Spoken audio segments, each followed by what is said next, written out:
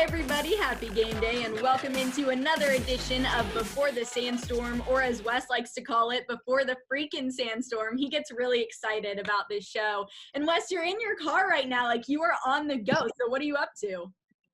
Yeah, last week we were doing the hotel edition of the show. This is the on-the-road edition of the show. I was just over at our friends at Market on Main. They're a sponsor of ours on Fridays, so checking in with them. And then we're going to get up some of this great content for our Gamecock Central subscribers. Yeah, so today is game day. It will be game day at Williams-Brice Stadium at 4 o'clock p.m. South Carolina is set to kick off against Vanderbilt. And this is definitely going to be an interesting game, Wes. Both teams, South Carolina and Vanderbilt, have no wins in conference play. So what makes the difference in this game for the team that wins? You know, I think South Carolina is the by far more talented team. And, you know, they need to win this game. They should win this game. You know what? You can say what you want about gambling and the lines and all that stuff, but Vegas knows. Like Vegas, whatever their algorithm is, they know. South Carolina is like an 18.5-point favorite in this game. So I look at this as sort of South Carolina's weekend to like get right, to feel good about themselves, to have some good stuff happen. There shouldn't need to be any smoke and mirrors or trick plays or anything like that. South Carolina should be able to line up and defeat Vanderbilt, get their first SEC win. I know, we talked to Chris Lee on GC Live earlier this week. He runs the Vanderbilt rival site, and he said a lot of their fans are sort of like circling this game, like this is Vandy's opportunity to win an SEC game. And then he sort of politely was like, well, Vanderbilt's almost a 3-touchdown underdog this week as well. So I don't really think that it should necessarily be that close. But I guess we shall see later on today. Wes told me before we clicked record that if South Carolina doesn't win the game today, I should go ahead and transfer for my senior year of school. Maybe go follow my brother. I did not say that, Kendall. I didn't say that. Yeah. No, maybe go follow my brother to Ole Miss. But I agree with you, Wes. I think this game is winnable for South Carolina. If they don't win, I don't even want to know what's going to happen in the city of Columbia. But we always talk about Vanderbilt's weaknesses, how bad Vanderbilt is. They've always been the worst team in the SEC, et cetera, et cetera. But maybe talk about some of their strengths for us here on the show today. Long calls. No, they do have some strengths. This is when before the show we said I was going to say there are none, but you know that's not fair probably to the guys that they work hard just like any other team. They these are recruited athletes. They're going to show up expecting to win this game. So I think you look at Vanderbilt. I do think defensively on their defensive line, Shane Beamer mentioned it earlier this week. They do have some guys who look the part, look like upper level type SEC athletes on their defensive line. So that's probably where I would go. And I'm being somewhat more generous again than Chris Lee. Kendall, he laid it out there. I asked him the same question, and he struggled to give me an answer. So they have struggled, especially in SEC play. They've not won an SEC game this year. Vandy didn't win an SEC game last year.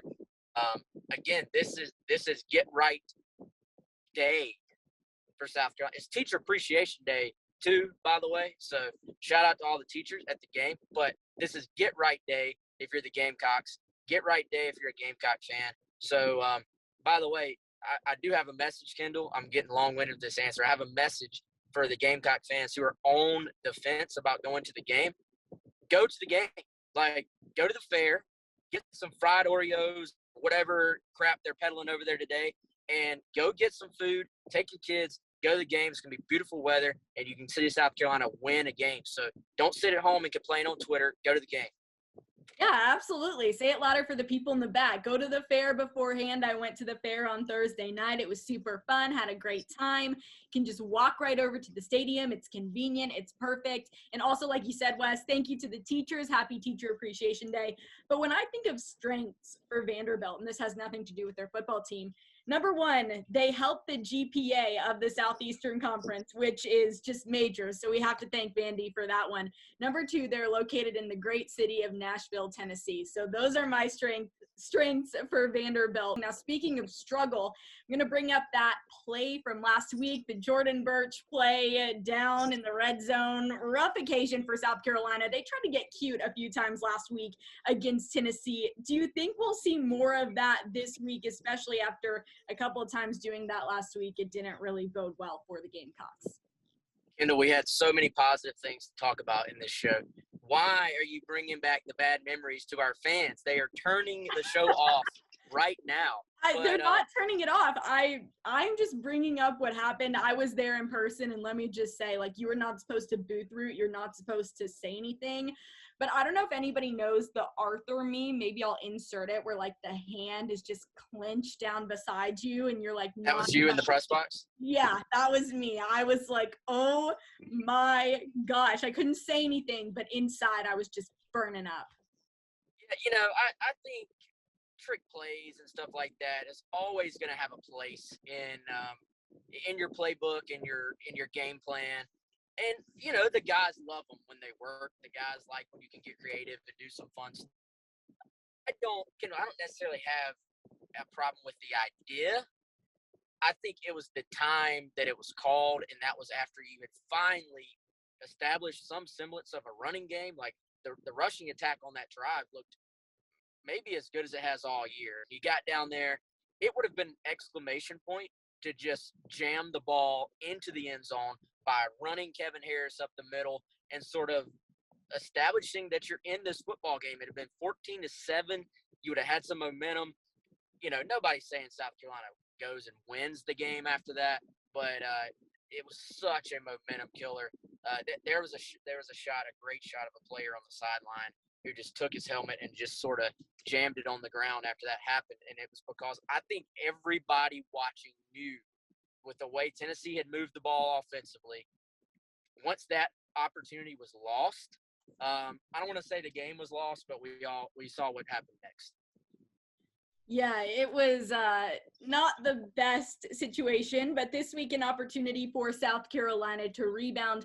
And you did an article earlier this week, Wes, that was really, really good on GamecockCentral.com. If you're not subscribed, be sure to subscribe right now. This is our shameless plug. Subscribe to GamecockCentral.com. But you talked about the MVPs this season so far on South Carolina's football team.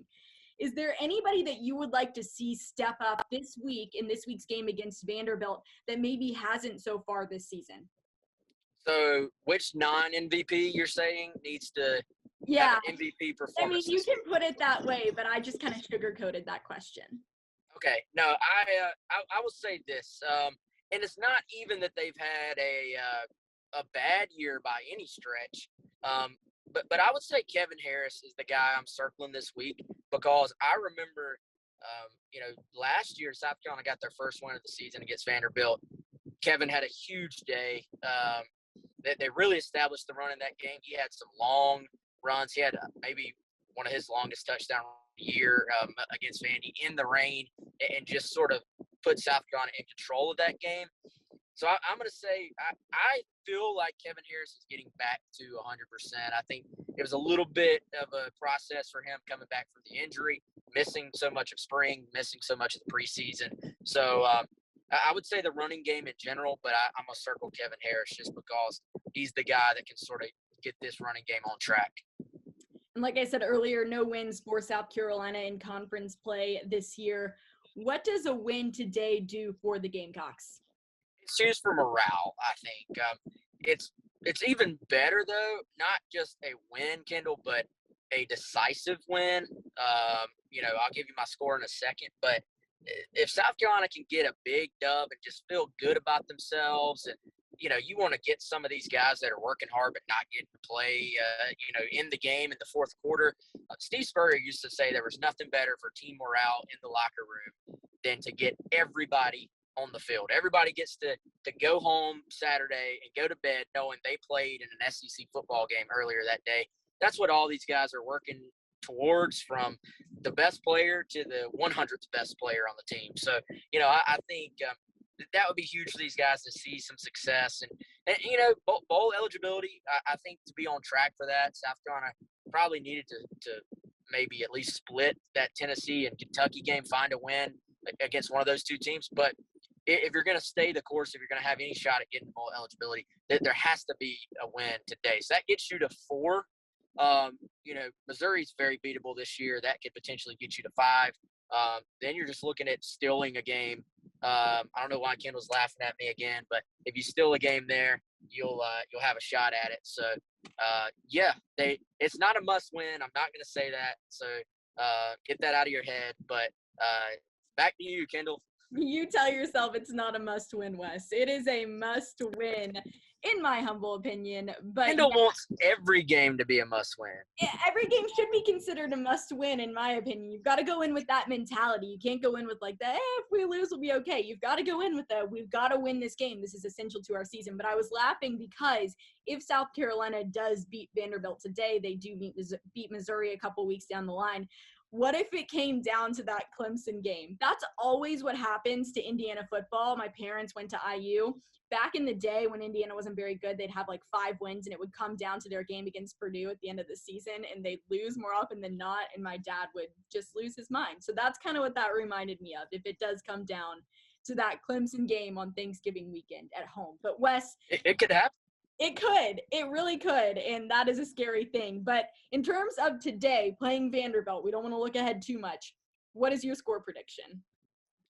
All right. So me and Chris had a long discussion about this on GC Live. And he thinks that there's no way South Carolina is going to score 38 points in this game. So that's why I'm saying South Carolina scores 38 points. And they win the game 38. I'm going to give you a random number. 38-13, okay. South Carolina over Vanderbilt. I love how you picked 38 just to spite Chris Clark. That's great. That is great. That is Wes and Chris's relationship in a nutshell. But Wes, thank you so much again for your fantastic insight on today's edition of Before the Sandstorm. And thank you, everybody, for tuning in. Have a safe game day. Enjoy yourselves out there. If you're planning on going to the game, have fun. If you're not planning on going to the game, but there's like a chance that you could go, do it. Go to the game. You won't regret it. Trust me and Wes when we tell you, make your way out to Williams-Brice Stadium. But until next week on Before the Sandstorm, alongside Wes Mitchell, I am Kendall Smith, and we'll see you next time.